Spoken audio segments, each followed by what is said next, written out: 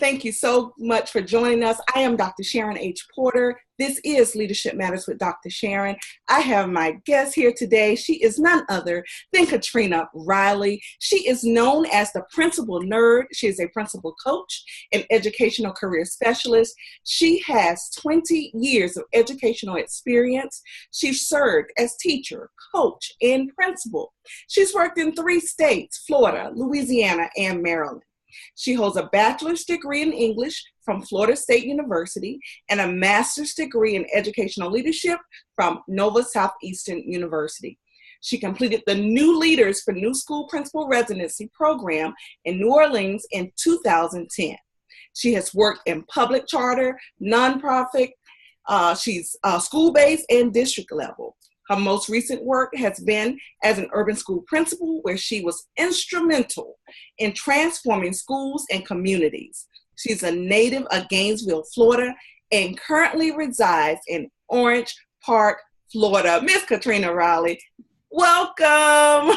Thank you. Thank you. You make me sound so great. I love it. I am so excited that you are here tonight. I follow you. I just love the work that you're doing. I gave quite a bit of information about you, but please share a little more about who the Principal Nerd really is. Oh my gosh. Okay, well, great. Thank you so much, Dr. Sharon. Principal Nerd is me. When I became a principal, I was so excited, and that was one of the things that I always ended up summed up my post with was a hashtag Principal Nerd. And that was like 5 or 6 years ago.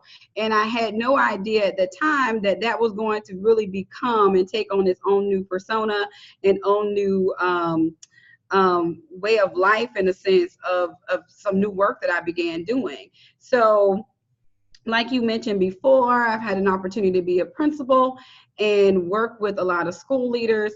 And Principal Nerd really was birthed out of the void that I felt existed in the realm of school leadership. A lot of coaching wasn't taking place for school leaders. And that's where Principal Nerd came from, having the option and building the platform for school leaders to receive the coaching that they need to be successful for the schools that they lead. That is really awesome. And what I found out right before we went on air is that you stepped out of the principal role and are doing Principal Nerd full time. I want to say congratulations to you. Thank you so much. Thank you. Thank you. The work that we do is so impactful for our new leaders. Here we are. It's August. It's the beginning of the school year. Mm-hmm. A lot of schools have gone back. Some will go back at the after the Labor Day weekend. So what information our focus, and I think yours is too, is mainly those new administrators, those new principals, those new assistant principals who are stepping in their building for the first time. What message do you have for them right now here in day 1, week 1? What message do you have for them? Well, what I always tell new principals is, especially in day 1, week 1, is to number one, try the best that you can to remain calm and be yourself. A lot of times school leaders, especially when they become the principal, they feel that they need to take on this brand new persona, or the bad guy or the tough guy or the Joe Clark types of the world. And that's not really you. And when people encounter you for the very first time, they're going to be making judgment calls, assumptions, reading you as a person and reading you as a leader. So you want to really present who you are so that people know how to interact with you from day 1. And the other thing that I always tell brand new principals is set your expectations early. You know, you're not coming in changing everything, but you are coming in to listen and to learn, but to set your expectations of what you expect, how you do business, and you're setting your precedents for yourself of how people interact with you and how you interact with others. So just really look, listen, and learn as best you can with day 1, week 1, and you're not going to sleep. Get your cup of coffee ready, because there's not a lot of sleeping happening, and it now begins. There's no time. The honeymoon period is over, and you are ready to work. Get your skates and let's go. That is so true. So, okay, now, school climate, school culture, we know that is huge. We must have a culture that's conducive to teaching and learning. We must have a positive culture. Okay, we're talking about this first year principal going into a school where, first of all, they're not really sure what the culture is. So they're going to have to assess, observe, and look. How can they begin shifting the culture if it needs shifting? Keywords, if it needs shifting. So a lot of mistakes, one mistake that a lot of new principals make is they're going in and they're making change way too fast. And they haven't had a chance to really understand the historical context of the building that they're taking over, or they're now responsible to lead. So the first thing that I would encourage for any new principal going in is that you're having those really important conversations with all stakeholders, with members of your school building. And the culture shift, if needed, you will determine that from the conversations that you're having. You determine that from when you're walking your buildings the first couple of times. If you've had that luxury. If you're like me, in my very first principalship, I was hired with 5 days before the teachers returned. That included weekends. So 5 days before the teachers came. So that was really a blessing and a curse. And what I learned with having that short amount of time, I learned very quick key things that I needed to find out from key people. I needed to know how to hire and fire. I needed to know a quick and dirty on curriculum, and how could I spend money? Because those are the things that will get you booted right out of the door. If you misappropriate funds, if you cannot get the best and brightest in front of your teacher, in front of your students, and when you have somebody that's not cutting the mustard that are there, how can you get rid of them?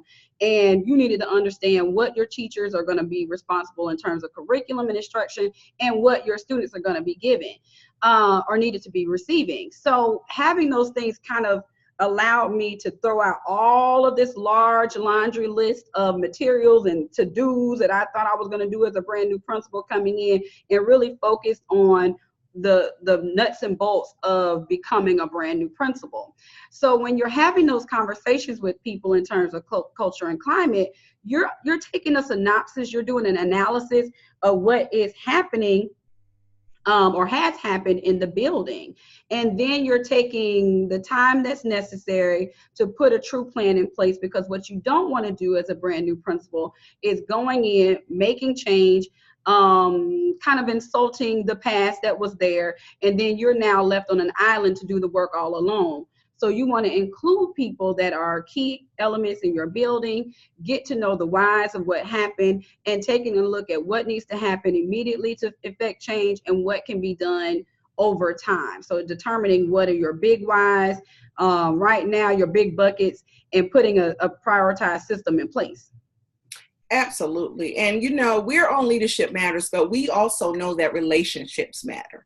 Absolutely. So how do you strengthen or deepen relationships, or how do you coach new principals to strengthen those relationships with their faculty and staff? So you have to be approachable. And a lot of times people are not approachable out of fear. And you go back to what I said, people are being someone that they're really not.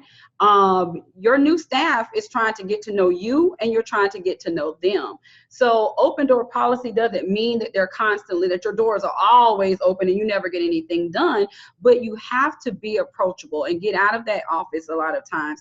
Being out there, rolling up your sleeves, being a part of what's actually happening among your campus will help you to appear approachable to your staff. Invite staff members to come and chit chat with you about what's going on and sharing ideas about what's going to happen. And those are the ways that I feel like people best build relationships. Get to know your staff. You don't have to invite them to Sunday dinner, but doing things that make people feel good, that are you and that are genuinely you. So if you're not Superwoman fuzzy, I always encourage people, just, that's a growth area that you may need to become, or put someone in place to kind of help balance that part of you out, so that you can appear to be approachable to your staff to help you to build the relationships that are needed. Because people aren't going to work for you and work hard. The work that we know that we have to do is extremely hard and tiresome for people who they feel genuinely care about them, and haven't built a vested interest into them and their work.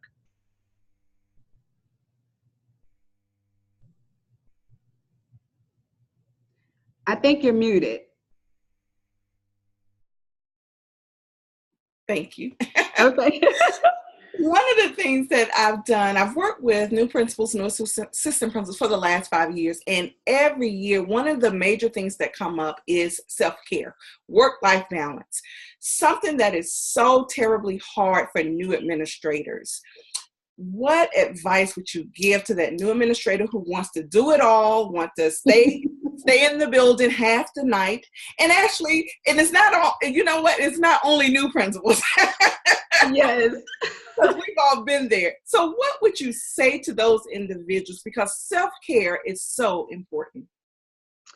Oh gosh, we have to practice that early on. And if we have anybody that's listening that are also managers of new principals and school leaders, we play a part in that as well. So we can't keep harping to them saying work-life balance and we're giving them 1,000,001 things to do. So it's got to take a culture shift from the top a lot of times. But also I encourage people that are brand new, even if it's not happening at the top, you got to take care of yourself. You're only as good to your building as you are to you. And I'll speak from experience. You know, I tell people my very first principalship was rocky. It was crazy with those 5 days. I mean, I was working nonstop around the clock. And within the first month, I ended up in the hospital from dehydration because I was not taking care of myself. I really wasn't eating. I really wasn't drinking enough water. I wasn't getting enough sleep because I was living, breathing, and sleeping the building. And what ended up happening was we had a training scheduled and we couldn't even participate in the training because I wasn't there to lead the training. So, you know, the work still has to go on, but I really learned early on that I've got to take care of myself. And we say that a lot of times, but oftentimes it's a little too late or we get that warning and we just ignore it. I tell people you've got to schedule the time for yourself. So that means blocking off your doctor's appointments and going on your doctor's appointments. Stop allowing yourself to feel guilty when you shut down for doing any work. Or if you're taking your vacation. When I created our 90-day kickstart for principals, I highlighted the red zone, a yellow zone, and a green zone. And the red zone is to let you know that, okay, this is where it's going to feel really, really intense. You're not getting as much sleep as you should. This is before the teachers return. This is all the stuff that you're doing to get prepared. Then you should be seeing yourself in the yellow zone when it's starting to get a little bit easier. Teachers have returned. Your work balance should start to feel a little bit lighter. And then in that green zone, if you're still working and it's October, November, December, and you still feel like it's in the red zone, that's a clear flag for you to say, hey, we need to put some different systems in place. But you have to take care of yourself. You've got to put those things in place. I tell people to kind of put into their calendar their days that they're going to already tell themselves and their people who care about them in the home that they're going to work late, and know that that's the time that you're going to work late. And then you also have time in your schedule that you're not doing any work, period. No excuses. For me, it was Thursday nights because that's when Scandal was on. So I had to have my wine and my time with Scandal, and it was uninterrupted. Teachers knew they weren't going to text me and I wasn't going to respond. That's just, I was not responding on Thursday. Leave me alone. And I spent the time and I made up time throughout the week. I did what I needed to do, knowing that Thursday evening was blocked out for me, and that was it. I built in my workout times, and those times were non-negotiable. And I encourage new principals to do the same. Block in your times that are non-negotiable times that you're not going to get any work, that you're not doing any work, so that you can build and pace yourself accordingly around your life and not the other way around. I love that. It's just so imperative that we really send that message to our new administrators, because they've seen what their principal's been doing. So it's a learned behavior. And so you've got to get them out of that cycle. Just, take some time for yourself. So now let's talk about the Principalnerd and the services that you provide.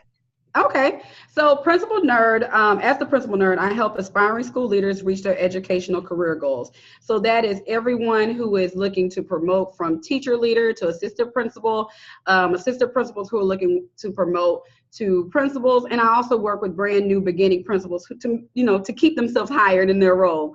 And so all the services include everything from having a 90-day kickstart for brand new principals to help them with some of the tools that they need to get up and running as brand new principals once they get their keys to the building. Also just started a assistant principal academy for brand new assistant principals to kind of figure out, like, oh my gosh, what do I do? How do I maneuver this brand new role of leadership, and how do I transition from there? Also working with new assistant principals and principals in terms of coaching. So I not only provide digital products, I have a digital ebook, working on my new book that'll be coming out in the next 2 months, but also providing coaching services for brand new assistant principals and principals for anything that they need, anything from trying to get hired, how to maneuver throughout their first couple of 90 days and beyond. So it runs a gamut of the services that I offer through Principalnerd.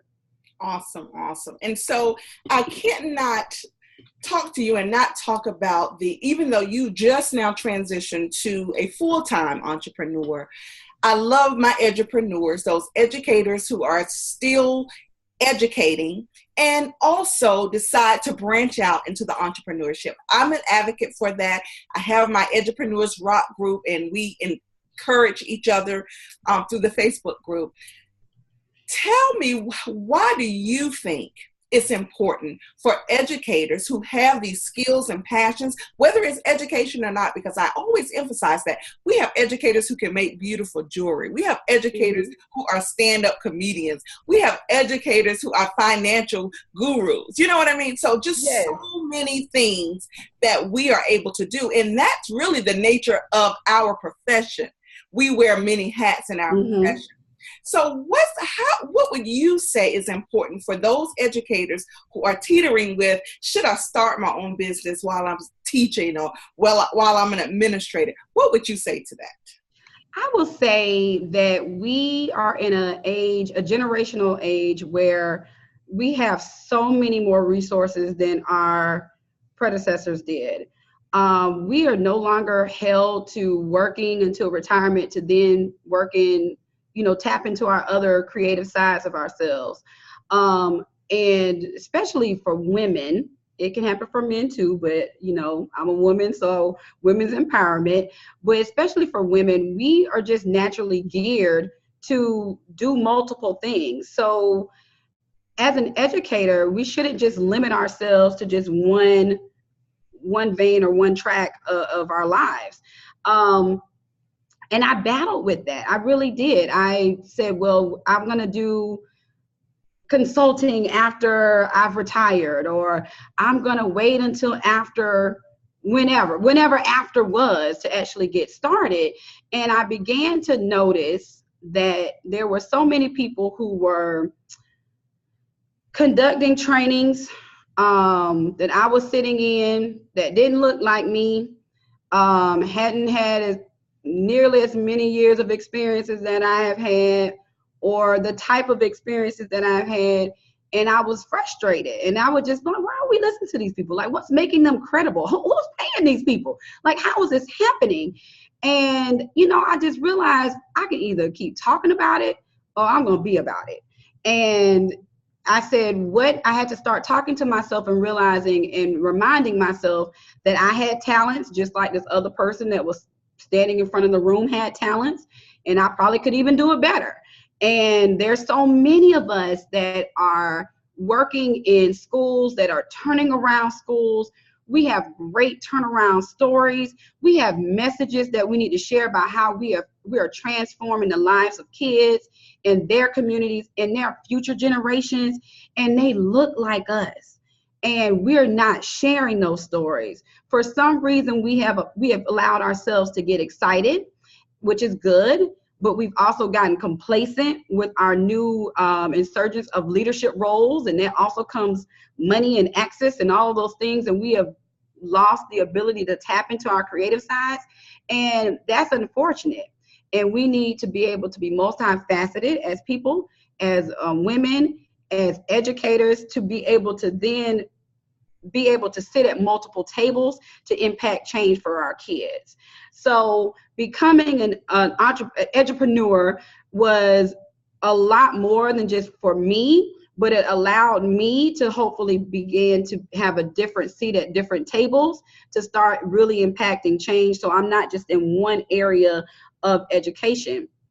And I think that's going to help make us better educators because we're tapping into what we enjoy, and we're having multiple things that we really enjoy to help us kind of have a balance to our lives to really still continue to stay in the game of education and not completely pull out altogether. I believe that as well. I really do. So are there 2 or 3 guiding leadership principles that you live by? What are some guiding principles that you attribute to your success as a school leader? I truly believe in mentoring. So being a mentor as well as receiving mentoring, and also being a coach and receiving coaching. So always being able to help someone and then putting yourself in a position to still be coachable and trainable. So that's really important. Always learning, always being open for new ideas and new things. I also feel like you have to really continue to be a learner and know what's actually going out. You're not above learning. You're not above networking and connecting with people because you cannot do it alone. So building that large, casting that net out there for you to bring in, if you're working with students, if you're working with teachers, doing whatever you necessarily can to connect with people to enlarge your territory for the people that you serve.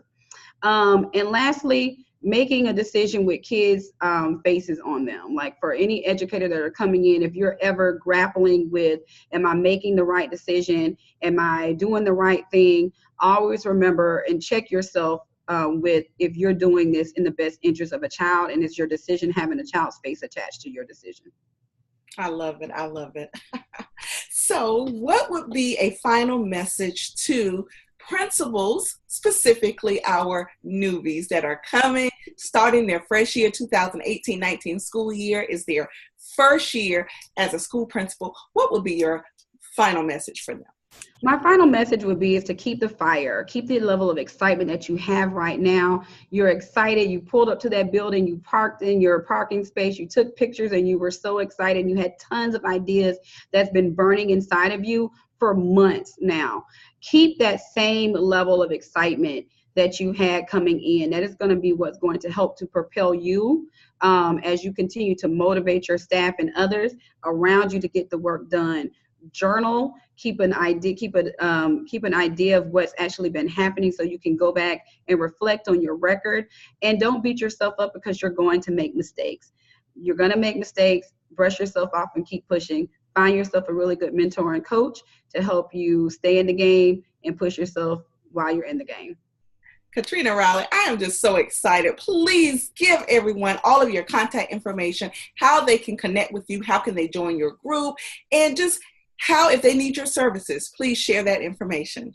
Thank you so much. So to reach me, you can go to my website, which is www.principalnerd.com. There you'll find tons of information of the resources that I have available for assistant principals, brand new principals, coaching services, and even some freebies that I offer. If you're interested in joining a group of principals and assistant principals, you can join me on Facebook, where I have the Principalnerd Tribe. Just find me on Facebook /Principalnerd Tribe, and there just answer a couple of questions and you'll be admitted to join us. And we are up to almost 400 people right now. So we're sharing really great information as tribe members in the Principalnerd Tribe. And you can also follow me on Instagram under Principalnerd. All great ways that you can reach me. And if you are following me as I write, and I've finished writing this book, it should be out soon, you can join my email list at www.principalnerd.com/hey and get on my email list. I love it. I love it. Well, I tell you, you're definitely going to have to come back when your book is published so we can talk about that, dive into that.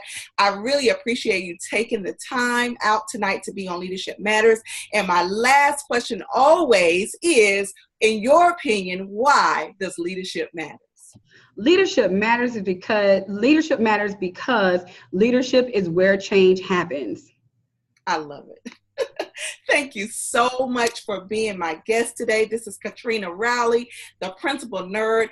Katrina, I'll ask you to put all of your contact information in the feed once we get off, just in case they did not catch it from the verbal. So definitely, guys, I want to thank you for joining Leadership Matters. Again, we're here on Tuesday nights at 8 o'clock talking to awesome and amazing school leaders and all of our K-12 leaders and superintendent. So I thank you for joining us, and you can follow us on LM Dr. Sharon on Twitter. So thank you so much. And guys, Leadership Matters will be recognizing first year principals and assistant principals all through September. So please, if you're a first year principal, assistant principal, or if you know one, please have them check me out so that we can recognize them and cheer them on for the year to come. So awesome. Yes, absolutely. So guys, this is Dr. Sharon saying Leadership Matters.